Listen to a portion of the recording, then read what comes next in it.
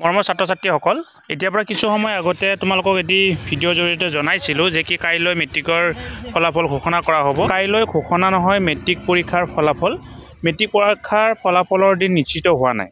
News লাইভৰ website আৰু একাংশ সংবাদ মাধ্যমত প্ৰচাৰ পাইছিল ফলাফল ঘোষণাৰ বাতৰি, কিন্তু এতিয়ালৈকে ফলাফল ঘোষণাৰ নিশ্চিতি নাই। ফলাফলৰ পূৰ্বে জাননী দিয়া হ'ব বুলি ঘোষণা ASSEBৰ, অৰ্থাৎ ইতিমধ্যে বৰ্ডৰ তৰফৰ পৰা এই কথাটো জনোৱা হৈছে যে কি কাইলৈ মেট্ৰিক পৰীক্ষাৰ ৰিজাল্ট ঘোষণা কৰা নহয়। মেট্ৰিক পৰীক্ষাৰ ৰিজাল্ট কেতিয়া ঘোষণা কৰা হ'ব সেই লৈ বৰ্ডৰ তৰফৰ পৰা পৰৱৰ্তী পৰ্যায়ত জাননীৰ জৰিয়তে জনোৱা হ'ব। আৰু আমি সকলোৱে জানো এইটো শিক্ষামন্ত্ৰী বা এই মুখ্যমন্ত্ৰী মহোদয়ৰ টুইটাৰ হেণ্ডেলৰ জৰিয়তেও জনোৱা হয়। গতিকে তোমালোক নিশ্চিত থকা কাইলৈ এই মেট্ৰিক পৰীক্ষাৰ ৰিজাল্টৰ দিন ঘোষণা কৰা হোৱা নহয়।